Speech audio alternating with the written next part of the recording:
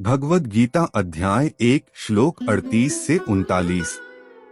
यद्यपि लोभ से अभिभूत विचारधारा के कारण वे अपने स्वजनों के विनाश या प्रतिशोध के कारण और अपने मित्रों के साथ विश्वासघात करने में कोई दोष नहीं देखते हैं, तथापि हे जनार्दन, जब हमें स्पष्टतः अपने बंधु बांधवों का वध करने में अपराध दिखाई देता है, तब हम ऐसे पापमय कर्म से क्यों न दूर रहें।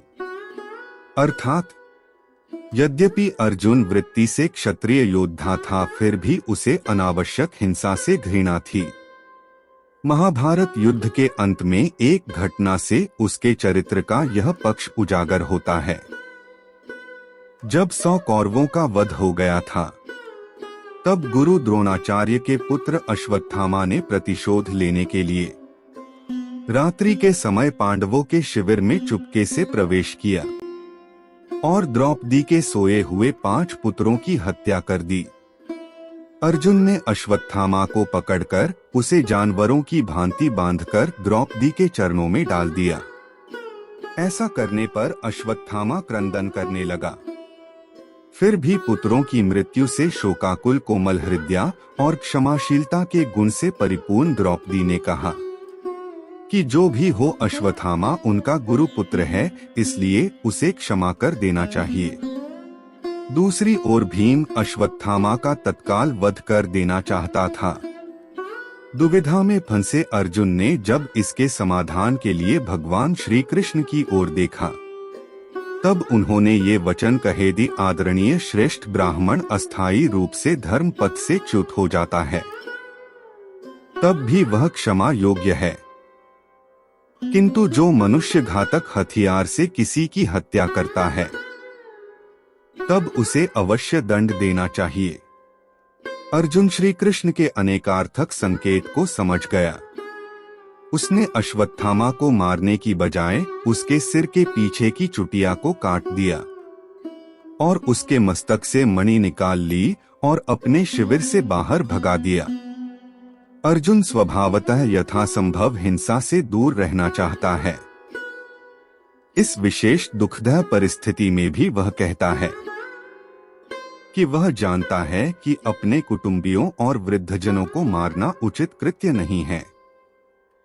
मनुस्मृति में वर्णित है, किसी को भी यज्ञ करने वाले ब्राह्मण से कलह नहीं करनी चाहिए। कुल पुरोहित, आचार्य, मामा, अतिथि, अपने पर आश्रित बच्चों, वृद्धजनों, वैद्य और स्वजनों के साथ झगड़ा नहीं करना चाहिए। इसलिए अर्जुन ने यह निष्कर्ष निकाला कि लोभ से अभिभूत होने के कारण कौरव शायद धर्म पथ से डिग गए हैं और अपना विवेक खो बैठे हैं। फिर जब हमारा पापजन्य कोई मनोरथ ही नहीं है, तब हम ऐसे घिनौने कृत्य में क्यों संलिप्त हो। भगवद गीता सार अध्याय 1 श्लोक 40। जब कुल का नाश हो जाता है, तब इसकी कुल परंपराएं भी नष्ट हो जाती हैं और कुल के शेष परिवार अधर्म में प्रवृत्त होने लगते हैं। अर्थात कुलों की पुरातन परंपराओं और नित्य मान्य प्रथाओं के अनुसार कुल के वयोवृद्ध लोग उच्च मूल्यों और आदर्शों को अगली पीढ़ी के कल्याण हेतु उन्हें हस्तांतरित करते हैं। ये महान परंपराएं कुल के सदस्यों को मानवीय मूल्यों और धार्मिक मर्यादाओं का पालन करवाने में सहायता करती हैं। यदि कुल के वयोवृद्धों की समय से पूर्व मृत्यु हो जाती है, तब भावी पीढ़ियां कुल के वयोवृद्धों के मार्गदर्शन और शिक्षण से वंचित हो जाती हैं।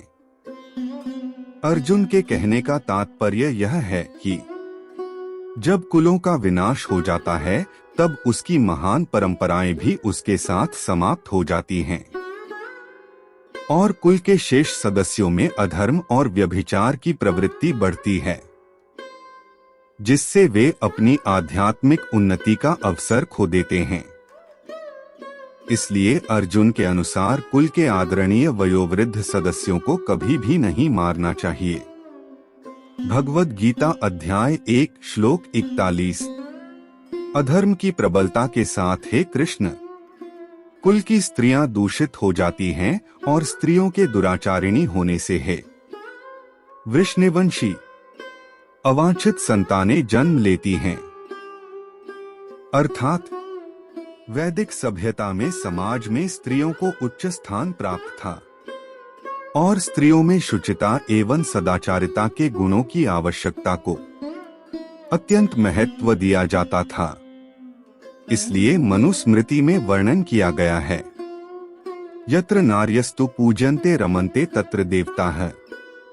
अर्थात जहाँ स्त्रियां पतिव्रता, संयत और सदाचारी जीवन व्यतीत करती हैं, वहाँ वे अपनी पवित्रता के लिए पूरे समाज द्वारा पूजी जाती हैं और वहाँ स्वर्ग के देवता भी हर्षित होते हैं। जब स्त्रियां पतिता बन जाती हैं, तब अनुत्तरदायी पुरुष इसका लाभ उठाकर पर स्त्री गमन के कुमार्ग में प्रवृत्त हो जाते हैं और जिसके परिणामस्वरूप अवांछित संतानें जन्म लेती हैं। भगवद गीता अध्याय 1 श्लोक 42 से 43। अवांछित संतानों की वृद्धि के परिणामस्वरूप निश्चय ही परिवार और पारिवारिक परंपरा का विनाश करने वालों का जीवन नारकीय बन जाता है। जल तथा पिंडदान की क्रियाओं से वंचित हो जाने के कारण ऐसे पतित कुलों के पितरों का भी पतन हो जाता है। अपने दुष्कर्मों से कुल परंपरा का विनाश करने वाले दुराचारियों के कारण समाज में अवांछित संतानों की वृद्धि होती है और विविध प्रकार की सामुदायिक और परिवार कल्याण की गतिविधियों का भी विनाश हो जाता है। अर्थात सनातन धर्म या वर्णाश्रम द्वारा निर्धारित मानव समाज के चारों वर्गों के लिए सामुदायिक योजनाएं तथा पारिवारिक कल्याण कार्य इसलिए नियोजित हैं कि मनुष्य चरम मोक्ष प्राप्त कर सके। आथ समाज के अनुत्तरदायी नायकों द्वारा सनातन धर्म परंपरा के विखंडन से उस समाज में अव्यवस्था फैलती है। फलस्वरूप लोग जीवन के उद्देश्य विष्णु को भूल जाते हैं।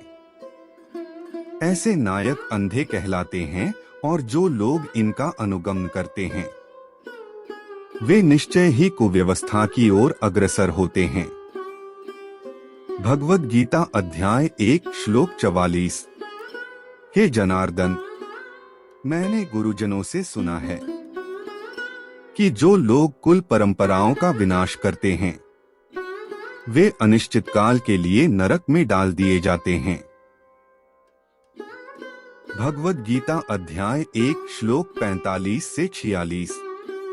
ओह, कितने आश्चर्य की बात है कि हम मानसिक रूप से इस महापापजन्य कर्म करने के लिए उद्यत हैं। राजसुख भोगने की इच्छा के प्रयोजन से हम अपने वंशजों का वध करना चाहते हैं। यदि धृतराष्ट्र के शस्त्र युक्त पुत्र मुझ निहत्थे को रणभूमि में प्रतिरोध किए बिना भी मार देते हैं, तब यह मेरे लिए श्रेयस्कर होगा।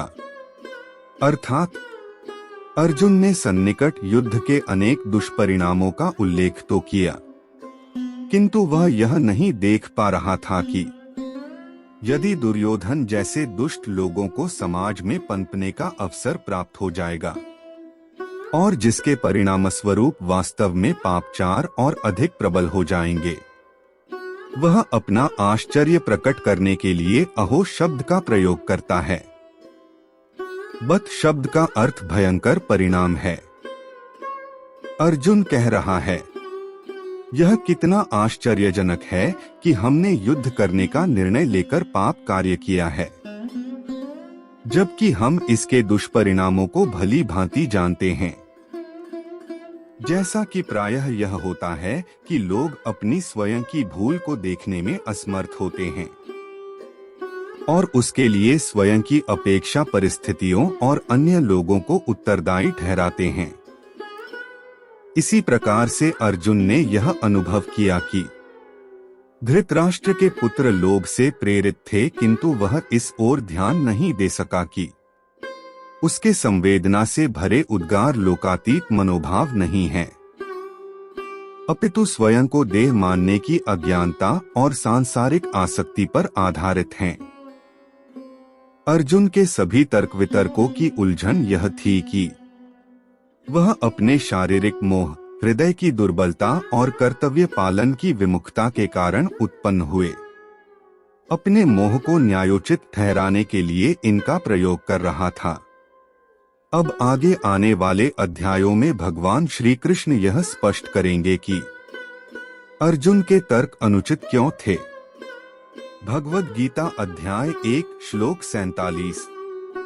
इस प्रकार यह कहकर अर्जुन ने अपना धनुष और बाणों को एक ओर रख दिया और शोकाकुल चित्त से अपने रथ के आसन पर बैठ गया। उसका मन व्यथा और दुख से भर गया।